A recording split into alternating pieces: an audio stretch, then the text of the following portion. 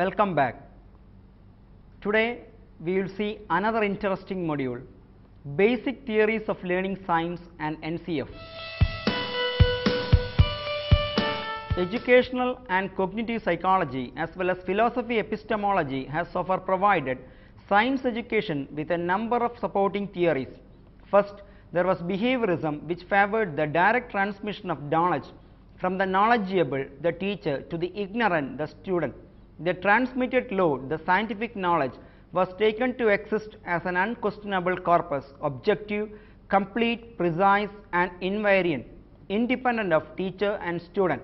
From behaviorism to constructivism and then to critical pedagogy, various transitions in teaching strategies came into effect based on the implications of learning theories.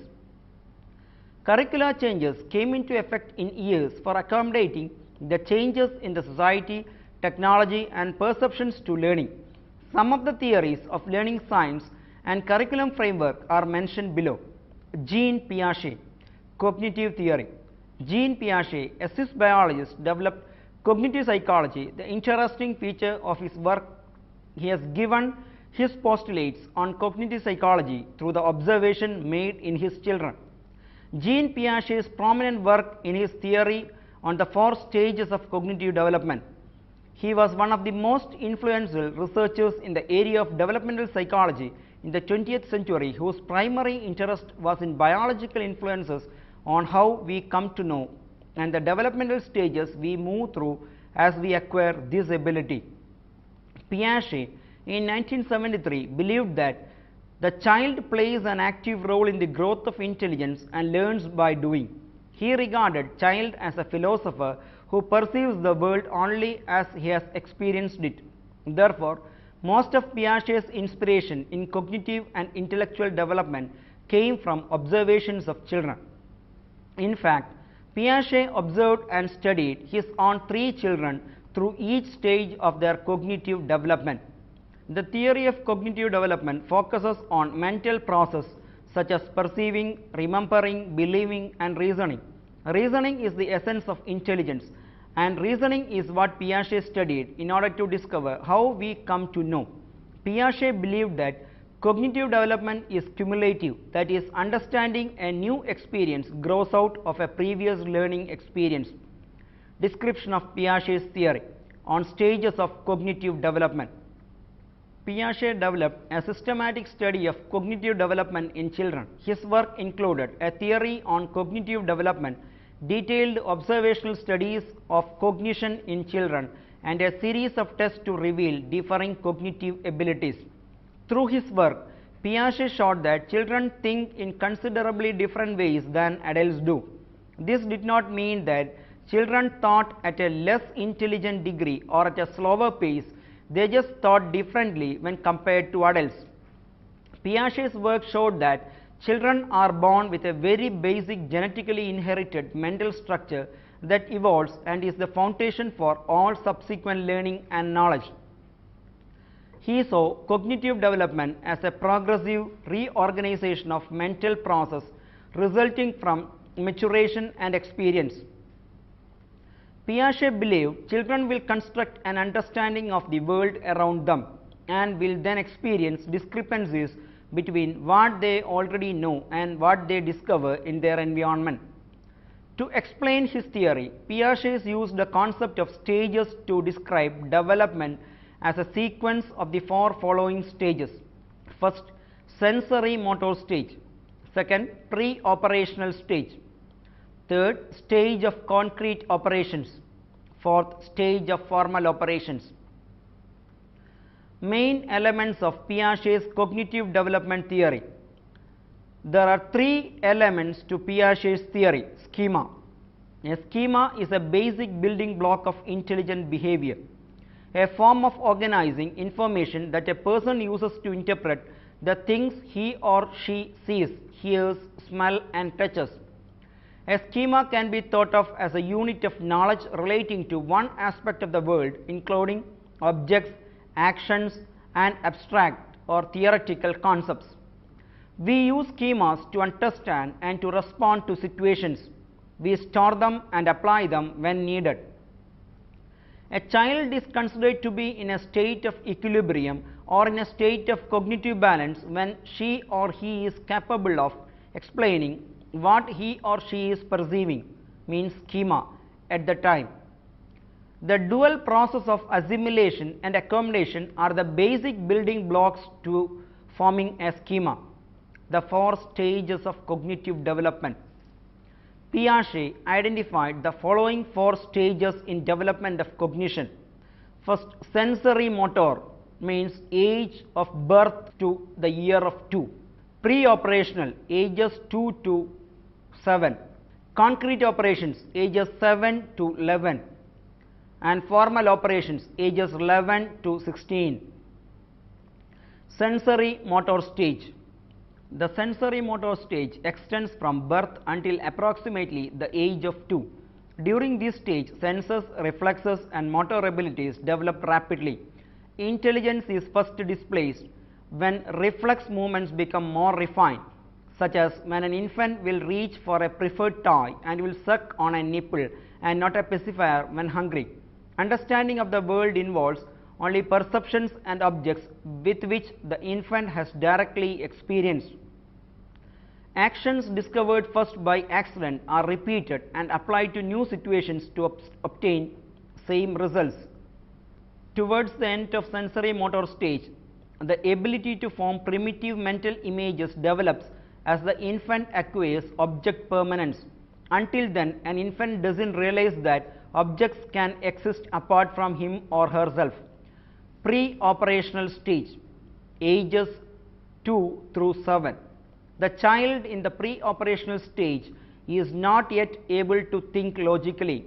With the acquisition of language, the child is able to represent the world through mental images and symbols.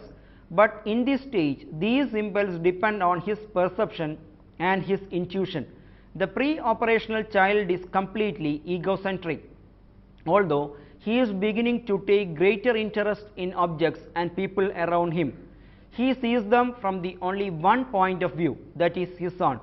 This stage may be the age of curiosity. Preschoolers are always questioning and investigating new things. Since they know the world only from their limited experience, they make up explanations when they don't have done.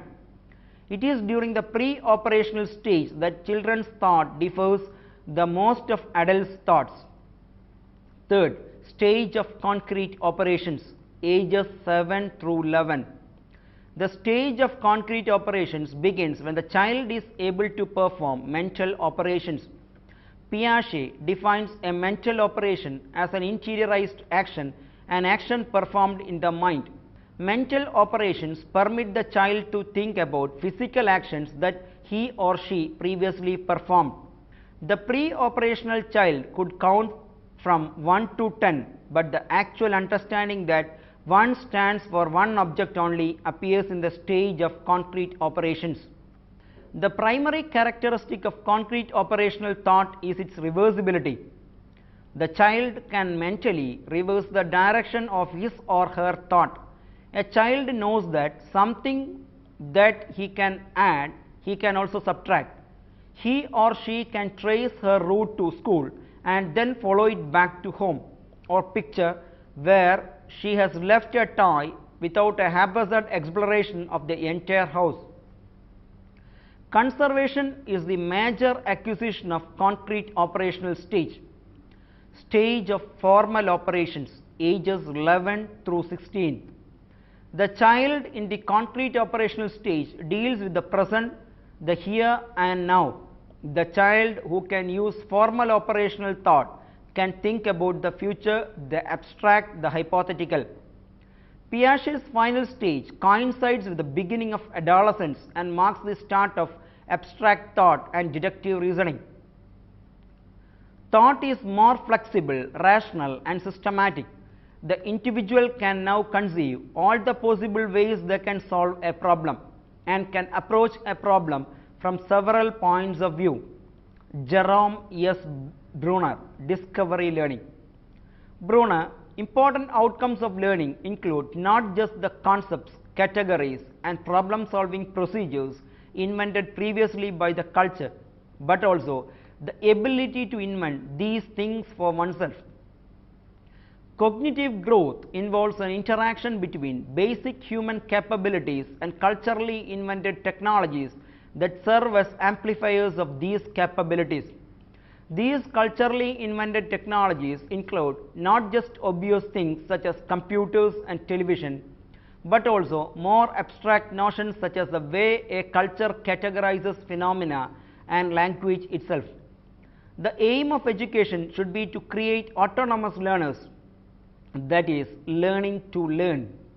In his research on the cognitive development of children, Jerome Bruner proposed three modes of representation. First, inactive representation means action based. Second, iconic representation means image based.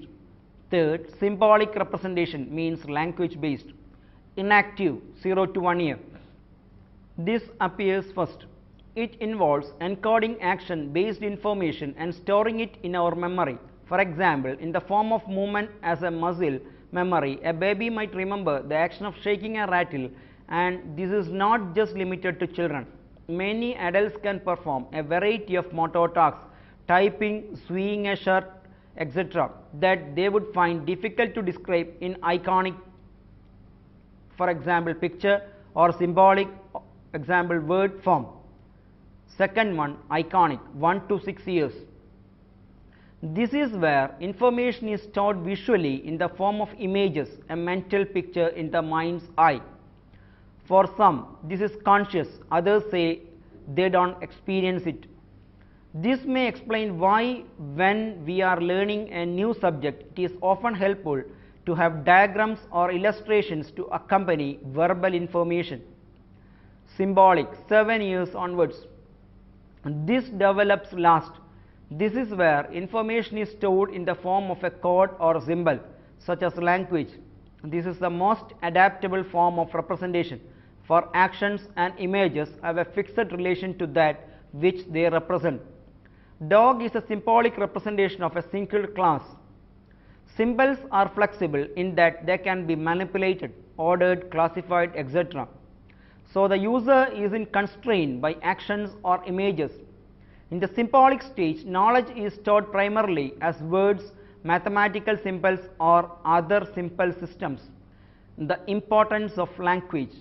Language is important for the increased ability to deal with abstract concepts. Bruner argues that language can code stimuli and free an individual from the constraints of dealing only with appearances. To provide a more complex yet flexible cognition, the use of words can aid the development of the concepts they represent and can remove the constraints of the here and now concept. Basically, he sees the infant as an intelligent and active problem solver from birth with intellectual abilities basically similar to those of a mature adult. According to Bruner, the child represents the world to himself in three different ways. Educational implications. The purpose of educational is not to impart knowledge, but instead to facilitate a child's thinking and problem solving skills, which can then be transferred to a range of situations. Next, students are active learners who construct their own knowledge. Third, students are held back by teachers as certain topics are deemed too difficult to understand and must be taught when the teacher believes the child has reached the appropriate stage of cognitive maturity. A child of any age is capable of understanding complex information. He says, we begin with the hypothesis that any subject can be taught effectively in some intellectually honest form to any child at any stage of development. Bruner explained how this was possible through the concept of the spiral curriculum. This involved information being structured so that complex ideas can be taught at a simplified level first, and then revisited at more complex levels later on. Therefore, subjects would be taught at levels of gradually increasing difficulty, hence the spiral analogy. Learners construct their own knowledge and do this by organizing and categorizing information using a coding system. Brunner believed that most effective way to develop a coding system is to discover it rather than being told it by the teacher. The concept of discovery learning implies that students construct their own knowledge for themselves. The role of the teacher should not be to teach information by rote learning, but instead to facilitate the learning process. This means that a good teacher will design lessons that will help students to discover the relationship between bits of information. To do this, a teacher must give students the information they need, but without organizing for them. The use of the spiral curriculum can aid the process of discovery learning. The concept of scaffolding was first given by Brunner to emphasize the social nature of learning, citing that other people should help a child develop skills through the process of scaffolding. The concept of scaffolding is very similar to Vygotsky's notion of zone of proximal development, and it not uncommon for the terms be used interchangeably.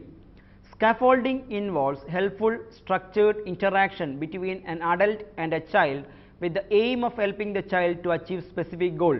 Brunner and Piaget. Obviously, there are similarities between Piaget and Brunner, but an important difference is that Brunner's modes are not related in terms of which presuppose the one that precedes it. Where sometimes one mode may dominate in usage, they coexist.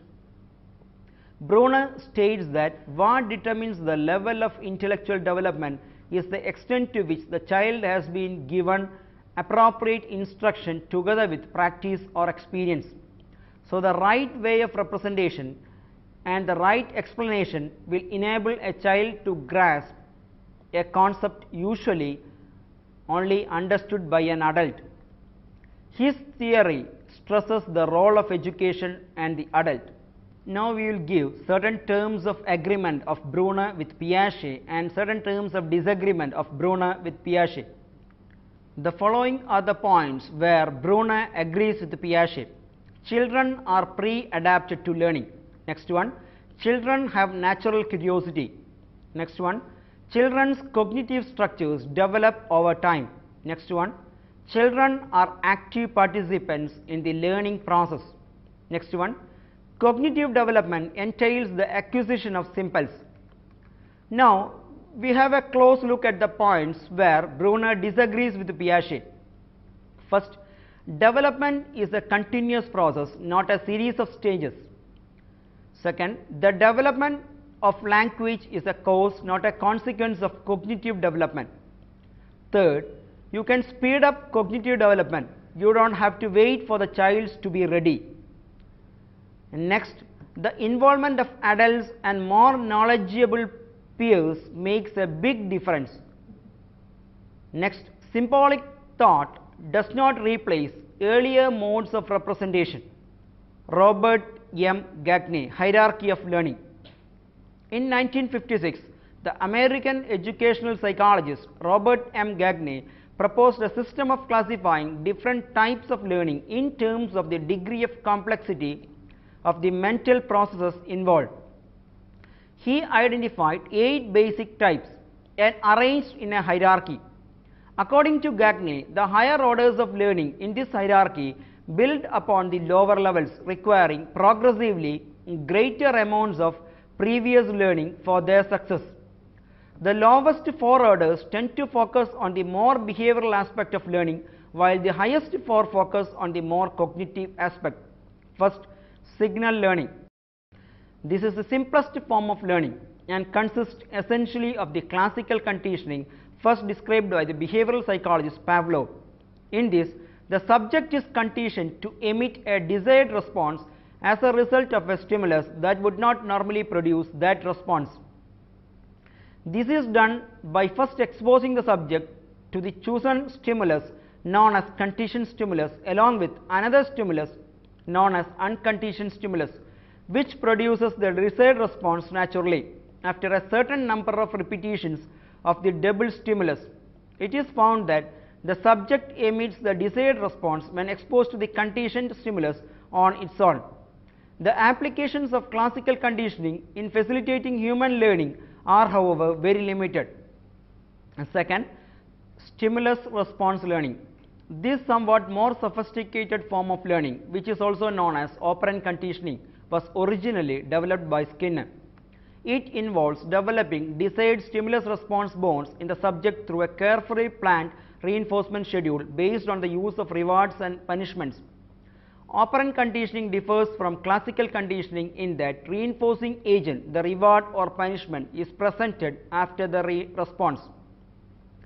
It is this type of conditioning that forms the basis of programmed learning in all its various manifestations. Third, chaining. This is a more advanced form of learning in which the subject develops the ability to connect two or more previously learned stimulus response bonds into a linked sequence. It is the process whereby most complex psychomotor skills, example riding a bicycle or playing the piano, are learned. Verbal association. This is a form of chaining in which the links between the items being connected are verbal in nature. Verbal association is one of the key processes in the development of language skills. Discrimination learning. This involves developing the ability to make appropriate responses to a series of similar stimuli that differ in a systematic way. The process is made more complex and hence more difficult by the phenomenon of interference, whereby one piece of learning inhibits another. Interference is thought to be one of the main causes of forgetting. Concept learning. This involves developing the ability to make a consistent response to different stimuli that form a common class or a category of some sort. It forms the basis of the ability to generalize, classify, etc. Rule learning. This is a very high level cognitive process that involves being able to learn relationships between concepts and apply these relationships in different situations, including situations not previously encountered. It forms the basis of the learning of general rules, procedures, etc. Problem solving. This is the highest level of cognitive process according to Gagné. It involves developing the ability to invent a complex rule, algorithm, or procedure for the purpose of solving one particular problem and then using the method to solve another problems of similar nature. Lev Vygotsky, son of proximal development. Vygotsky introduced the social aspect of learning into constructivism. Vygotsky's works that have received most attention among educators and psychologists are his arguments for the cultural basis of cognition and for the existence of a zone of proximal development. The latter refers to the idea that there is a zone for each learner which is bounded on one side by the developmental thresholds necessary for learning and on the other side by the upper limit of the learner's current ability to learn the material under consideration. Vygotsky distinguished between a spontaneous or everyday concepts formed from learner's experience and independent thinking and non-spontaneous or scientific concepts taught in the school. He associated scientific concepts with a systematic hierarchical knowledge as opposed to the non-systematic unorganized knowledge gained from everyday experience. Vygotsky believed that there is an important connection and interaction between the two. What a student is learning in school influences the course of development of concepts acquired through everyday experience and vice versa. The crucial difference between the two categories of concepts is the presence or absence of a system. Spontaneous concepts are based on particular instances and are not a part of a coherent system of thought. On the other hand, scientific concepts, that is those learned in schools, are presented and learned as a part of a system of relationship. When a student has reached some understanding of the organization of concepts into hierarchical system of interrelationship, then this knowledge influences understanding of related everyday concepts by transforming and giving new direction to them. In order to elaborate the dimensions of school learning, Lev Vygotsky refers to elementary mental functions: attention, sensation, perception, and memory. Zone of proximal development. Zone of proximal development is the distance between the actual developmental level as determined by the independent problem solving and the level of potential development as determined through problem solving under adult guidance or in collaboration with more capable peers. This is an important concept that relates to the difference between what a child can achieve independently and what a child can achieve with guidance and encouragement from a skilled partner. For example, a child could not solve the jigsaw puzzle by itself and would have taken a long time to do so if at all, but was able to solve it following interaction with the father and has developed competence at this skill that will be applied to future jigsaws. Vygotsky sees the zone of proximal developments as the area where the most sensitive instruction or guidance should be given, allowing the child to develop skills they will then use thereon, developing higher mental functions. Vygotsky also views interaction with the peers as an effective way of developing skills and strategies. He suggests that teachers use cooperative learning exercises where less competent children develop with help from more skillful peers within the zone of proximal development. Classroom applications. A contemporary educational application of Vygotsky's theories is reciprocal teaching, used to improve students' ability to learn from text. In this method, teacher and students collaborate in learning and practicing 4 key skills: summarizing, questioning, clarifying, and predicting. The teacher's role in the process is reduced over time. Also, Vygotsky is relevant to instructional concepts such as scaffolding and apprenticeship, in which a teacher or more advanced peer helps to structure or arrange a task so that a novice can work on it successfully. Vygotsky's theories also feed into current interest in collaborative learning, suggesting that group members should have different levels of ability so more advanced peers can help less advanced members to operate within their set PD. National Curriculum Framework. NCERT in years has come up with 3 different national curriculum framework in the year 1986, 2000 and 2005. National Curriculum Framework is a document for making syllabus, textbook and teaching practices across the country. NCF 2000. The main features of NCF 2000 pertaining to science education are: teaching of environmental studies as a single subject at the primary stage instead of environmental studies in science and social science; teaching of science and technology in place of science in the upper primary and in the secondary stage; continue the practice of teaching science in higher secondary stage as 3 separate disciplines: physics, chemistry and biology. 5 guiding principles of NCF 2005. First, connecting knowledge to life outside the school, ensuring that learning shift away from rote methods, enriching the curriculum so that it goes beyond textbook, making examinations more flexible and integrating them with classroom life, nurturing and overriding identity informed by caring concerns within the democratic polity of the country. What does the document say in total? The teaching of science should be recast so that it enables children to examine and analyze everyday experiences. Concerns and issues pertaining to the environment should be emphasized in every subject and through a wide range of activities involving outdoor project work. Some of the information and understanding flowing from such projects could contribute to the elaboration of a publicly accessible, transparent database on India's environment, which would in turn become a most valuable educational resource. If well planned, many of these student projects could lead to knowledge generation. A social movement along the lines of Children's Science Congress should be visualized in order to promote discovery learning across the nation. The curriculum at different stages. Consistent with the criteria given above, the objectives, content, pedagogy and assessment for different stages of the curriculum are summarized below. Primary stage, class 1 to 5.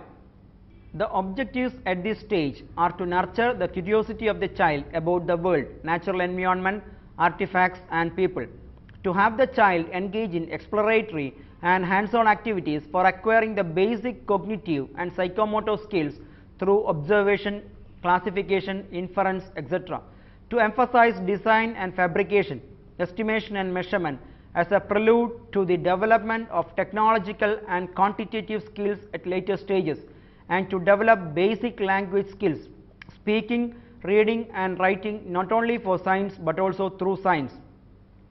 Science and social science should be integrated as environmental studies as at present, with health as an important component. Throughout the primary stage, there should be no formal periodical test, no awarding of grades or marks, and no detention. Upper primary stage, class 6 to 8. At the upper primary stage, the child should be engaged in learning the principles of science through familiar experiences, working with hands to design simple technological units and modules. Example, designing and making a working model of a windmill to lift weights, and continuing to learn more about the environment and health, including reproductive and sexual health, through activities and surveys. Scientific concepts are to be arrived at mainly from activities and experiments. Science content at this stage is not to be regarded as diluted version of secondary school science. Group activities, discussion with peers and teachers, surveys, organization of data and their display through exhibitions, etc. in schools and the neighborhood should be important components of pedagogy. There should be continuous as well as periodic assessment, unit test, terminal test. The system of direct grade should be adopted. There should be no detention. Every child who attends 8 years of school should be eligible to enter class 9. Secondary stage, class 9 to 10th. At the secondary stage, students should be engaged in learning science as a composite discipline, in working with hands and tools to design more advanced technological modules than at upper primary stage, and in activities and analysis on the issues concerning the environment and health, including reproductive and sexual health. Systematic experimentation as a tool to discover or verify theoretical principles, and working on locally significant projects involving science and technology are to be important parts of the curriculum at this stage. Higher secondary stage, class 11 to 12. At the higher secondary stage, science should be introduced as a separate disciplines with emphasis on experiments or technology and problem solving. The current two streams, academic and vocational, being pursued as per NPE 1986, may require a fresh look in the present scenario. Students may be given the option of choosing the subjects of their interest freely.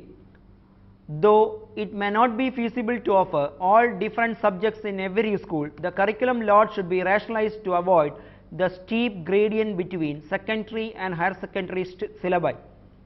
At this stage, the core topics of a discipline, taking into account recent advances in the field, should be identified carefully and treated with appropriate rigor and depth. The tendency to cover a large number of topics of the discipline superficially should be avoided. Other features of science curriculum in NCF 2005. First, activity based teaching. Second, emphasis of creative expression of students. Third, avoid content dominated curriculum. Fourth, encourage practical but technological components of the curriculum through non-formal channels. Fifth, introduce some carefully designed experiment or technology based questions in the theoretical proof itself. Next, ICT should be integrated in science education. Next, co-curricular or extracurricular activities should be given importance. One important human response to the wonder and awe of nature from the earliest times has been to observe the physical and biological environment carefully. Look for any meaningful patterns and relations.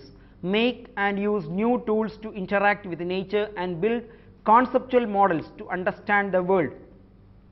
This human endeavor has led to modern science. The laws of science are never viewed as fixed external truth. Even the most established and universal laws of science are always regarded as provisional, subject to modification in the light of new observations, experiments and analysis. This normally reflects the practices of science education and compels changes in the curriculum. In this module, we have discussed about various theories of learning science and the national curriculum framework in brief with regard to science. Before we attend the next unit, please try to answer the following questions. Compare the learning theories of Piaget, Brunner, Ausubel and prepare a chart showing their contributions. Prepare a hierarchical structure of Gagner's theory of learning. Prepare a report on the curricular reforms in India. What are the major curricular reforms in abroad in the 21st century? Collect the images of Piaget, Brunner, Ausubel, Vygotsky and prepare a biography of these for psychological scientists. The references for this session are The Process of Education by Jerome S. Brunner, published by Harvard University Press.